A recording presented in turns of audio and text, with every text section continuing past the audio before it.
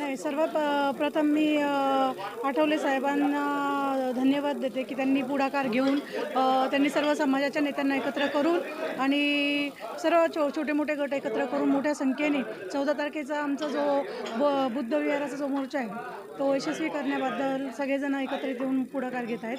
आणि नक्कीच महाबोधी बुद्धगया हे आम्ही ब्राह्मणांच्या ताब्यातून मुक्त करू आणि त्यासाठी पूर्ण देशामध्ये एक इथला आवाज हा बिहारपर्यंत गेला पाहिजे आणि तिथल्या शासनाला कळायला पाहिजे की सर्व बौद्ध धर्माचे लोक आता रस्त्यावर उतरलेले आहेत आणि त्यांना बुद्ध विहार हा त्यांच्याकडून मुक्त करून घ्यायचा आहे ब्राह्मण शासनाकडून. कारण की तिथले जे संस्थापक आहेत तर ते सर्व हिंदू धर्मीय आहे आणि आमचे जे आमचं म्हणणं आहे की आमच्या बुद्ध विहारामध्ये आमचे जेवढे संस्थापक हे आमचे पाहिजे, आमचे बंदी पाहिजेत.